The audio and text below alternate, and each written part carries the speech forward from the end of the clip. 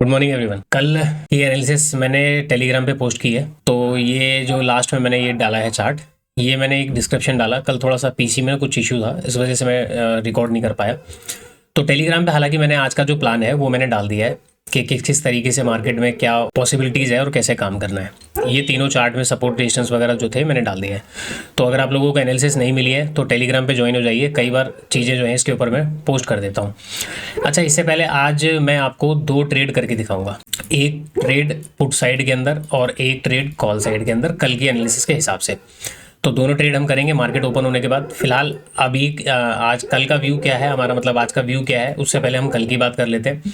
देखिए, कल मार्केट में ना मैंने एक टेलीग्राम पे जो पोस्ट डाला था, क्या डाला था मैंने कि कल के एनालिसिस के हिसाब से ओपनिंग 49 के ऊपर हुई। जो मैं पीछे बात कर रहा था कि जिस हिसाब से मार्केट ने ये जो रजिस्टेंस लिया है, ये रजिस्टेंस बेसिकली मार्केट में जो पीछे का जो चार्ट होता है, इस चार्ट के बेसिस पे हम एनालाइज करते हैं कि मार्केट में क्या ट्रेंड बना हुआ है। ट्रेंड बनने के बाद चार्ट अपने आप को क्या करने की कोशिश कर रहा है, और देन मार्केट में कोई जैसे कि यहाँ से एक गिरावट हुई, तो ये गिरावट को हम यहाँ पे मेजर करते हैं कि कौन से नंबर से मार्केट जो है वो गिर के गया है। तो ऐसे में हमारा अंदाज़ा क्या था कि मार्केट में गैप अप मिलना चाहिए जो कि इस लेवल के ऊपर हो सकता है। एग्जैक्टली वही हुआ।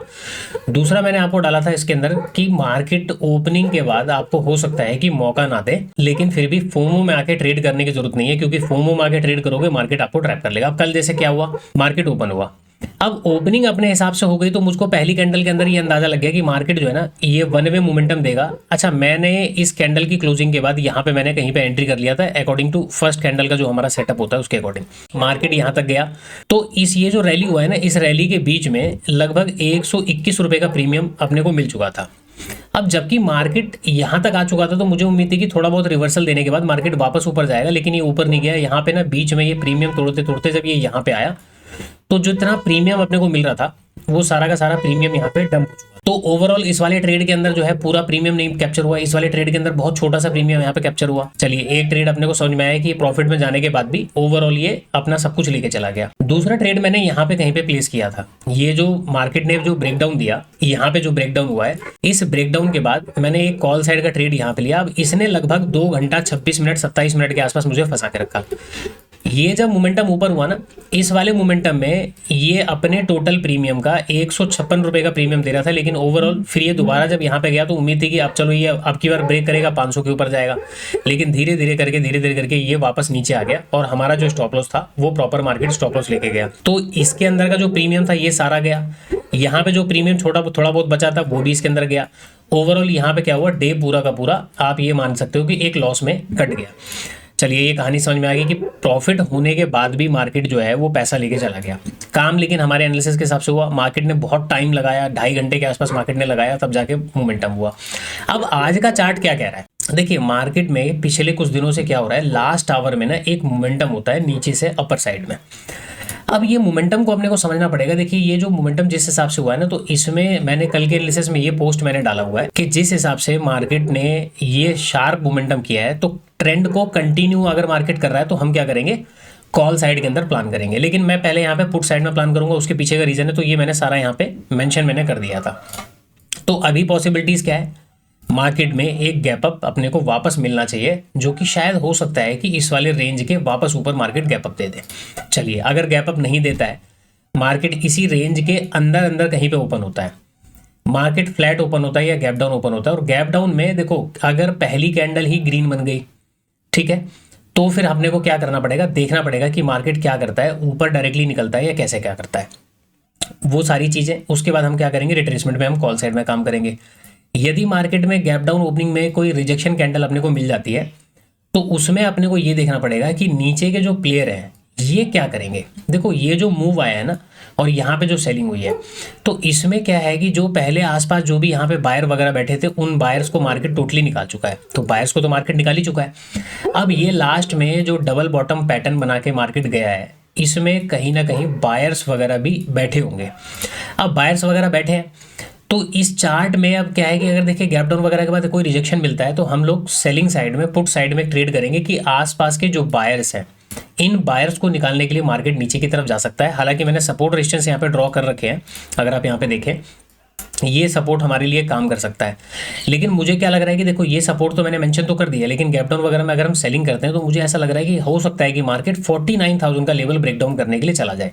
तो इसमें क्या होगा, हम पुट साइड में भी काम करेंगे। काम क्यों करेंगे? ताकि आसपास के जो बायर्स है मार्केट उनको निकाले, उसके बाद हम कॉल साइड में काम करेंगे। अब कॉल साइड में काम करने की दो कंडीशंस है, या तो मार्केट अगर इसका कहीं सपोर्ट वगैरह लेता है, ठीक है, या इसका सपोर्ट का ब्रेकडाउन करता है तो स्विंग हाई का ब्रेकआउट हो जाए, तो उसके बाद हम कॉल साइड में जाएंगे। क्योंकि स्विंग हाई से पहले अगर हम कॉल साइड में गए, मार्केट में ट्रैप लग सकता है। ट्रैप कैसे लगेगा वो समझाता हूँ। या फिर अगर मार्केट 49,000 के नीचे जाता है तो फिर हम यहाँ कहीं पे कॉल साइड का हम प्लानिंग करेंगे कि कॉल साइड में मोमेंटम कैप्चर करने के लिए जा सकते हैं। तो उसमें हो सकता है कि फिर वापस अपने डे हाई वगैरह के आसपास मार्केट आता हुआ दिखेगा। अब ट्रैप क्यों हो सकता है? देखो, ट्रैप इसलिए हो सकता है जैसे कि अगर मार्केट में कोई गैप अप खुला, तो कल भी मार्केट गैप अप देने के बाद क्या कर रहा था, गैप अप खुला, गैप अप खुल के सीधा ऊपर चला गया। तो आज भी गैप अप खुल के सीधा ऊपर चला जाए, ये अपने को देखना पड़ेगा कि क्या ऐसा तो नहीं कि मार्केट चार्ट रिपीट करके हमको ट्रैप करेगा। दूसरा, यदि मार्केट में कोई फ्लैट ओपनिंग होकर डायरेक्टली सेलिंग में जाता है और सेलिंग में जाने के बाद हम यहाँ पे कहीं पे कॉल साइड में प्लान करते हैं, तो जैसे ही इस वाले चार्ट में मार्केट पहले सेलिंग में जाके कॉल साइड में कन्वर्ट हो गया ऐसे करके, हो सकता है कि मार्केट क्या करे, पहले सेलिंग दिखाए, कहीं पे सपोर्ट वगैरह लेके, प्रॉपर स्विंग का सपोर्ट लेके मार्केट ऐसे ऊपर जाएगा। अगर देखो एग्जैक्ट स्विंग का सपोर्ट ले लेगा, इस वाले नंबर का नहीं, एग्जैक्ट स्विंग का सपोर्ट अगर लेता है, मे भी हो सकता है कि मार्केट ऐसे ऊपर जाए, ये वाला स्ट्रक्चर दिखाए, और यहाँ से तो ये ऊपर चला गया ना, यहाँ से ऐसे करके ये वाला चार्ट ऐसे नीचे आ जाए, ये प्रोबेबिलिटी हो सकती है। अब चार्ट में कितने तरीके से कहानी बन सकती है, कितने तरीके से मार्केट काम कर सकता है, वो सारे पैटर्न आपके दिमाग में छपे होने चाहिए कि जब मार्केट ओपनिंग देगा आपको किस किस तरीके की कंडीशंस मिल सकती है और कैसे कैसे करके आपको काम करना है। ये सारी कहानी आपको पता होनी चाहिए। तो चलिए, मार्केट ओपन होता है, उसके बाद मैं आपसे मिलता हूँ ट्रेड वगैरह बनाने के बाद, फिर मैं आपको बताता हूँ आगे की कहानी। दोस्तों देखो, प्री ओपनिंग मार्केट ने दिखाया है बैंक निफ्टी 319 पॉइंट का गैप डाउन है। पहली प्रेडिक्शन तो अपनी यही गलत हो गई। निफ्टी ने बहुत छोटा सा गैप डाउन दिया है 34 पॉइंट के आसपास। इस तरह का जो मूव मार्केट में आया है, इसको देखकर कोई कॉल साइड अगर लेके गया होगा कि यहाँ पे भी मार्केट ऊपर गया, गैप अप खुल गया, और जिसने यहाँ पे इस मूव को देख के लास्ट में पोजीशन लेके गए होंगे, उनको तो देखो टोटली मार्केट ने कैप्चर कर लिया। अब आपको एक बात समझ में आनी चाहिए कि देखो, निफ्टी के चार्ट में केवल 34 पॉइंट का गैप डाउन है, तो गैप डाउन कोई ज्यादा बड़ा तो नहीं है। तो हो सकता है कि निफ्टी का चार्ट रिकवर कर जाए, लेकिन ओवरऑल हो सकता है कि वापस ही नीचे की तरफ आ जाए। बैंक निफ्टी के चार्ट में चलते हैं, तो बैंक निफ्टी का चार्ट क्या कर रहा है, 319 पॉइंट का गैप डाउन। तो जितने भी बाइंग, अच्छा वैसे तो आसपास के जो बायर्स थे उन्होंने 49,000, जिसको हम टारगेट करने के लिए बात कर रहे थे पुट साइड में, कि हम पुट साइड में इनको टारगेट करेंगे, ऑलरेडी मार्केट ने उनको देखो कैप्चर तो कर लिया है। अब यहाँ पे अपने को ये प्लान करना पड़ेगा कि 319 पॉइंट का गैप डाउन ओपन हो गया, जो ये वाले जो बायर होंगे या जो आसपास के वो बायर होंगे जो 49,000 के ऊपर काम करने के लिए सोच रहे होंगे, उनको तो मार्केट ने ट्रैप कर लिया। अब देखो, ओपनिंग के बाद सीधा ये पहली कैंडल ही रिकवर कर जाती है, तो उसमें फिर अपने को देखना पड़ेगा कि पहली कैंडल किस हिसाब से करती है, क्योंकि गैप डाउन में देखो ये ट्रैप तो हो गए हैं, लेकिन अगर ओपन होते ही रिजेक्शन चला जाएगा तो फिर उनको एक उम्मीद मिल जाएगी, तो हो सकता है कि ये फिर एवरेज वगैरह करना स्टार्ट कर दें। तो उस कंडीशन में फिर देखना पड़ेगा कि ओपनिंग के बाद किस तरीके से मार्केट काम करता है या कैसे कैसे क्या करता है, तो वो सारी चीजें देखनी पड़ेगी। क्योंकि ओपनिंग होते ही 49,000 के ऊपर निकल गया, तो फिर वहां देखेंगे कि वापस ये 49,000 के नीचे आएगा या डायरेक्टली मार्केट रिट्रेसमेंट करके ऊपर निकलेगा। तो चलिए मार्केट ओपन होने देते हैं, मार्केट को एक बार थोड़ा सा 5 मिनट सेटल होने देते हैं, फिर मैं आपसे आगे मिलता हूँ। दोस्तों देखो, मार्केट ओपनिंग हो गई। ओपनिंग होने के बाद धड़ाधड़ मार्केट गिर गया, तो अभी हम सेलिंग साइड के सेटअप पे फोकस करेंगे। कॉल साइड का सेटअप पे तो काम करना बेकार है, क्योंकि निफ्टी का चार्ट ज्यादा गिर गया, गैप डाउन ओपनिंग ज्यादा हुई इसकी और ज्यादा गिर गया निफ्टी, तो दोनों ने एवरेज कर लिया है कहीं ना कहीं। अगर आप यहाँ पे देखोगे तो पहले निफ्टी 34 पॉइंट था ना, और ये 319 पॉइंट था, तो आप देखो 319 के बाद ये 390-91 गिर रहा है, यानी कि ये थोड़ा गिरा है और निफ्टी ज्यादा गिर गया, तो दोनों ने बराबर कर लिया, कोई दिक्कत नहीं। तो निफ्टी में मैं क्या बता रहा था कि देखो, निफ्टी में एक छोटा मोटा रिट्रेसमेंट के बाद वापस डाउन साइड का मोमेंटम होगा। अब यहाँ पे एक छोटा मोटा सपोर्ट है, सपोर्ट पे जो कोई बाय करेगा तो उसको टारगेट करने के लिए हम काम करेंगे। ऑलरेडी पीछे के जो बायर्स हैं वो सारे के सारे ट्रैप हो चुके हैं, तो अब फर्दर यहाँ पे कोई छोटी मोटी बाइंग होती है तो उसको हम टारगेट करने का काम करेंगे। चलिए थोड़ा सा मार्केट को सेटल होने देते हैं, थोड़ा सा प्राइस ऊपर चल जाए, उसके बाद में स्ट्राइक प्राइस वगैरह लगा के फिर मैं काम करता हूँ। तो इसमें सेलिंग साइड के सेटअप पे ही काम कर पाएंगे, ज्यादा तो मुझे कुछ उम्मीद लग नहीं रही मार्केट से। तो सेलिंग साइड का सेटअप एक बार देखते हैं कि कहाँ पे बनता है। यहाँ कहीं पे हमने ट्रेड किया हुआ है। अब यहाँ पे टारगेट की अगर बात करें तो 852 से, वैसे तो हमें देखो 90 रुपए का प्रीमियम चाहिए, अब ये जहां तक मार्केट चला जाए मतलब 180 पॉइंट तो देखो टारगेट अपने को मिल जाना चाहिए, ठीक है। ज़्यादा वेट यहाँ पे नहीं कर सकते हैं क्योंकि निफ्टी का चार्ट जो कैंडल निफ्टी में बना हुआ है वो थोड़ा सा बड़ा है, तो 180 पॉइंट के आसपास का हमारा टारगेट रहना चाहिए। तो 180 पॉइंट अगर आपको मेजर करें तो यहाँ से लगभग, या फिर 90 रुपए का प्रीमियम कहाँ मिलेगा वो अपने को देखना है। 670 के आसपास, 670 के आसपास का हमारा टारगेट इसमें रहना चाहिए। अब देखो निफ्टी के चार्ट में, मैं आपको यहाँ पे बताता हूँ, देखो इसमें दो तीन चीजें होती हैं। क्या ये ट्रेड रिस्की नहीं है? बिल्कुल रिस्की है भाई। गैप डाउन सबको दिख रहा है, गैप डाउन के बाद स्विंग का ब्रेकडाउन होगा तो हर कोई ट्रेड करने के लिए आ जाएगा, तो ऐसे में थोड़ा सा ना रिस्की रहता है। लेकिन इसमें हम ज्यादा रिवर्सल का वेट नहीं कर सकते। रीजन क्या है, देखिए अगर मार्केट ने गैप डाउन ओपन होने के बाद अगर स्विंग हाई का ब्रेकआउट कर दिया तब तो फिर कहानी पूरी चेंज हो जाती है। लेकिन मार्केट जिस हिसाब से बड़ी कैंडल यहाँ पे बना के रखा है, तो इसमें मैं ये एक्सपेक्ट नहीं कर सकता कि ये मार्केट यहाँ तक जाए उसके बाद में सेल करूँ, एक कहानी। अब बैंक निफ्टी के चार्ट को देखो, तो बैंक निफ्टी के चार्ट में आपको क्या दिख रहा है कि कैंडल तो ठीक है, गैप डाउन ओपनिंग के बाद ठीक ठाक कैंडल बनी है। अभी यहाँ पे लो वगैरह ब्रेक करके फिर ये ऊपर आने की कोशिश कर रहा है।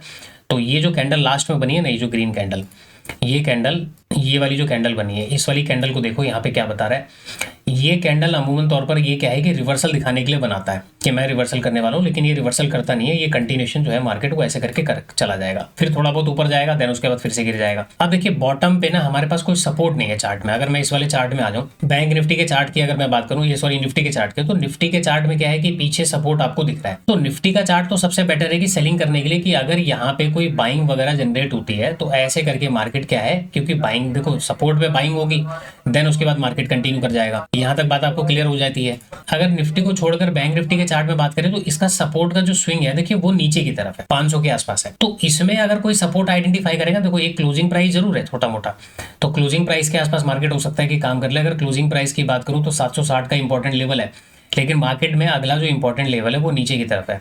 तो यहां तक मार्केट अगर आएगा तब तक तो अपना काम वैसे भी हो जाएगा। उसके बाद अगर यहाँ पे कोई बाइंग वगैरह होती है तो फिर मार्केट बाइंग वगैरह दिखा के हो सकता है नीचे आ जाए। तो ये एक प्रोबेबिलिटी है।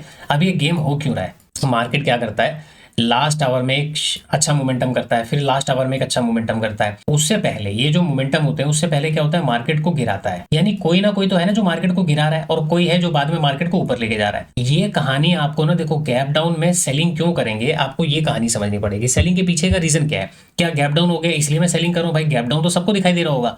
यहाँ पे बात गैप डाउन की नहीं है, बात यहाँ पे है चार्ट की, कि चार्ट में चल क्या रहा है।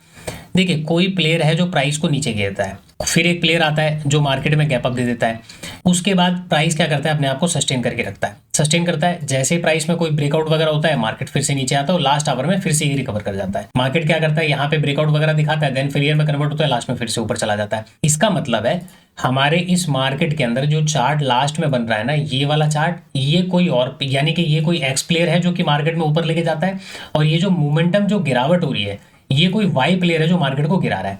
अभी इन दोनों के बीच में जो फाइट हो रही है ना, हमको बस उसका हिस्सा बनना है, हमें फाइट नहीं करना, हमको उसका हिस्सा बनना है। तो अभी यहाँ पे चार्ट में क्या हो रहा है भाई, ये जो प्लेयर है जो मार्केट में अच्छी खासी जो गिरावट करता है, 500 का नंबर नहीं देखने दे रहा बार बार, इसका मतलब है कि ये जो प्लेयर है वाई प्लेयर एक्स पे भारी पड़ गया। जब वो भारी पड़ गया तो क्या ये अपनी पोजीशन नहीं बचाएगा? ये वाले जो प्लेयर हैं क्या वो अपनी पोजीशन नहीं बचाएंगे? बिल्कुल बचाने की कोशिश करेंगे, लेकिन ये बचा नहीं पाएंगे। रीजन कि ये प्लेयर की मोमेंटम अगर आपको दिखाई दे रही है यहाँ पे, तो आपको पता लग जाएगा कि ये प्लेयर ज्यादा स्ट्रांग है इस वाले प्लेयर से, ठीक है ना। तो इस वजह से हम यहाँ पे सेलिंग साइड का ट्रेड को आइडेंटिफाई कर रहे हैं कि सेलिंग साइड में हम काम करेंगे। यहाँ तक तो ठीक है। अब निफ्टी के चार्ट में छोटा मोटा रिकवरी होगा, देन मार्केट वापस नीचे की तरफ आएगा, क्योंकि निफ्टी में सपोर्ट है, तो यहाँ पे आप बाइंग करोगे तो मार्केट आपको ट्रैप कर लेगा। वापस चलते हैं इसके अंदर। तो अभी थोड़ा बहुत ये नीचे की तरफ आया है और निफ्टी थोड़ा बहुत रिकवर कर रहा है। देखो निफ्टी के चार्ट में सबसे बेटर सेलिंग आपको देखने को मिल सकती है। तो निफ्टी के लिए अब अगला इंपॉर्टेंट नंबर क्या हो सकता है हमारे पास, निफ्टी के पास अगला नंबर की बात करें तो ये लो लगा है 167 का। अगला जो सपोर्ट आपको देखने को मिलेगा वो मिलेगा 124 125 के आसपास। तो यहाँ पे एक बार मार्क कर लेते हैं 124, ये एक सपोर्ट है निफ्टी के पास। अगला इसको मैं कर देता हूँ ब्लू से, ताकि आपको पता लग जाए कि नया सपोर्ट क्या आइडेंटिफाई किया है। 124 का सपोर्ट सबसे बेस्ट है। और बैंक निफ्टी में अगर नीचे की तरफ बात करें तो यहाँ पे लो लगा है 562, यहाँ पे एक सपोर्ट है। तो बैंक निफ्टी का सपोर्ट तो काफी नीचे है, ठीक है। अब यहाँ पे प्रॉब्लम खाली हमारे साथ ये है, ये जितने भी बायर हैं इन्होंने अपनी पोजीशन छोड़ दी होगी, क्योंकि मार्केट खुलते ही नीचे गिरा है, तो इनको तो मार्केट ने आउट कर दिया। अब बायर निकल गए, अब रह गया करंट डे का चार्ट। तो देखो पीछे के बायर्स मार्केट से आउट हो चुके हैं। अब यहाँ पे 500 का जो बायर यहाँ पे बैठे होंगे, या जो 500 के नंबर के आसपास बैठे होंगे, केवल ये बच गए। क्यों बच गए? क्योंकि इनको डायरेक्टली मार्केट ने एक बड़ा गैप अप देके मार्केट ने ऊपर की तरफ होल्ड करके रखा है, तो इन्होंने अपना पोजीशन को तो मैनेज कर रखा होगा, ये नहीं निकलेंगे। तो इनके लिए क्योंकि डायरेक्ट गैप डाउन में गैप अप के अंदर मार्केट होल्ड कर गया, तो इनको उम्मीद नहीं थी कि मार्केट इतना बड़ा गैप डाउन देके नीचे आएगा, तो इनके लिए अब 500 का नंबर रह गया है। तो वैसे तो आप देखो इनडायरेक्ट एसएल कहाँ पे पड़े हैं? 500 के पास। लेकिन करंट डे के चार्ट में हमने यहाँ पे क्या आप गलती कर सकते हैं, क्या गलती देख सकते हो करंट डे के चार्ट में? देखिए मार्केट खुलते ही पहले नीचे आया, फिर ऊपर गया, नीचे, अभी धीरे धीरे करके ना कंटिन्यू करके नीचे ही आ रहा है, मार्केट नीचे ही आ रहा है। अब इसमें एक पॉसिबिलिटीज हो सकती है कि गैप डाउन को देखकर यहाँ पे और भी प्लेयर मार्केट में सेलिंग करने के लिए आ जाएंगे। जैसे ही वो प्लेयर सेलिंग करने के लिए आएंगे तो मार्केट में हो सकता है कि कॉल साइड का एक मोमेंटम मिल जाए, यहाँ पे हम हो सकते हैं ट्रैप। अदरवाइज जो चार्ट की साइकोलॉजी है वो हम बिल्कुल का सही काम कर रहे हैं, लेकिन ट्रैप होने का मतलब ये नहीं कि हमारा डायरेक्शन गलत है। मार्केट को जाना तो नीचे ही है, लेकिन यहाँ पे क्या है कि पीछे के चार्ट में जो बायर्स हैं वो मार्केट में निकल चुके हैं। फर्दर बायर के लिए मार्केट 500 का नंबर काफी नीचे है, तो इतना नीचे जाने के लिए इसको चाहिए पेट्रोल। अब ये पेट्रोल कहाँ मिलेगा? बस हम ही पेट्रोल है, और कौन पेट्रोल है? हम ही पेट्रोल के टैंकर हैं, हम ही से ही पेट्रोल भरेगा, देन उसके बाद मार्केट आएगा। तो पहले ये हमको निकालेगा, निकालने की पूरी कोशिश करेगा। अब उस मोमेंटम को देखना है कि वो निकालते निकालते मार्केट हमारे लॉस की जो क्राइटेरिया उसको पार कर देता है या क्या करता है। तो ये बात थोड़ा सा ना समझना, ठीक है? देखो निफ्टी का चार्ट बिल्कुल ओके काम कर रहा है। देखो निफ्टी में क्या है कि ये रिकवरी पूरी प्रॉपर आपको दिख रही है कि निफ्टी रिकवर करता हुआ ठीक ठाक जगह पे आ गया है। तो एक हमको चार्ट अगर कोई बचा सकता है तो कौन बचा सकता है? निफ्टी का चार्ट, क्योंकि निफ्टी में ठीक ठाक मार्केट ने मोमेंटम कर दिया है। तो ये लगभग 0.56 के आसपास आ गया। तो देखो किस तरीके से हम सपोर्ट रेजिस्टेंस को यहाँ पे रिजेक्शन को जोन को आइडेंटिफाई करेंगे। एक रिजेक्शन जोन हमने ऐसे निकाल लिया, तो इसका कोई मतलब बनता नहीं है। तो ये लगभग ये वाले लेवल को हो सकता है कि थोड़ा सा पार करेगा, बट ठीक है। निफ्टी ने चूंकि अपने गिरावट का एक अच्छा खासा रिट्रेसमेंट कर लिया है, एक कहानी यहाँ पे बन गई, तो ये हो सकता है कि वापस नीचे की तरफ आ जाए। और बैंक निफ्टी की बात करें तो इसने भी रिट्रेसमेंट नहीं किया, तो ये क्या करेगा? थोड़ा बहुत ऊपर जाएगा, तब तक निफ्टी का रिट्रेसमेंट कंप्लीट हो जाएगा, ये कंटिन्यू कर जाएगा। तो ठीक है, चार्ट हमारे को बचा लेगा, निफ्टी को कोई दिक्कत नहीं है। अब यहाँ पे हम टारगेट लगा लेंगे अपना। देखो 180 पॉइंट यानी कि 90 रुपीज़ का प्रीमियम अपने को चाहिए। अभी 180 पॉइंट में दे दे, 200 पॉइंट में दे दे, या 250 पॉइंट में दे दे, ये 90 रुपये तो कम से कम चाहिए। बैंक निफ्टी क्योंकि धीरे धीरे चल रहा है, तो ये इसलिए चल रहा है धीरे धीरे कि ये गिर पाए और ये अपना रिकवरी पूरा कर पाए। यही तो सारा खेल होता है ना चार्ट के अंदर। और होता क्या है, जो मैनिपुलेशन होती है वो यही तो मैनिपुलेशन होती है। एक इंडेक्स अपने प्रॉपर यानी कि एक इंडेक्स 50-60% का रिट्रेसमेंट से ज़्यादा कंप्लीट कर चुका है, दूसरा इंडेक्स अभी धीरे धीरे कछुए की तरह रेंग रहा है। तो ये बात थोड़ा सा आपको अजीब लगनी चाहिए कि एक इंडेक्स में ऐसा क्यों हो रहा है, दूसरे इंडेक्स में ऐसा क्यों हो रहा है, ऐसा क्या हो रहा है। तो ये बस मैनिपुलेशन है। रीज़न मैनिपुलेशन क्यों हो रहा है? क्योंकि पीछे के चार्ट के तो बायर क्लियर हो चुके हैं। फर्दर मार्केट को चलने के लिए पेट्रोल चाहिए, वो पेट्रोल हम है, तो बस ये हमें भरेगा, भरने के बाद फिर ये रॉकेट बनेगा। देख सबसे अच्छा ट्रेड किसके अंदर है? इस वाले इंडेक्स के अंदर, निफ्टी के अंदर, कि ये पूरा जो है ना ऊपर से गिरेगा, तो इसमें स्टॉप लॉस भी आपके छोटे हो जाएंगे, क्योंकि आपको आइडिया पड़ जाएगा ना कि भाई अब मैं यहाँ पे भी सेल कर देता हूँ तो मेरा स्टॉप लॉस क्या रहेगा, मैं ऊपर का स्टॉप लॉस रख लूंगा। इतना ऊपर तो हमारे मार्केट आने से रहा, तो इसमें क्या है कि टारगेट अच्छे मिल जाएंगे। इसमें क्या दिक्कत है कि हमने जो एंट्री बनाई ना, हमको ये नहीं पता है कि रिवर्सल यहाँ तक करेगा, तब तो फिर थोड़ा सा मार्केट पहले लॉस दिखाएगा, देन उसके बाद प्रॉफिट दिखाएगा। ऐसा नहीं है कि मार्केट पूरा लॉस दे देगा, लेकिन हाँ रिवर्सल के चांसेस होते हैं। बट एक इंडेक्स रिवर्सल करेगा तो दूसरा देखो शार्प यहाँ पे गिरेगा, तो ये अपने को देखते हैं। बाकी आ जाते हैं इस वाले इंडेक्स में। तो ये एक सपोर्ट नीचे की तरफ है और निफ्टी का सपोर्ट 126 के आसपास है। तो चलो ये दूर है, कोई दिक्कत नहीं है, वेट करते हैं, देखते हैं हमारा टारगेट वगैरह यहाँ पे कंप्लीट हो पाता है कि नहीं हो पाता।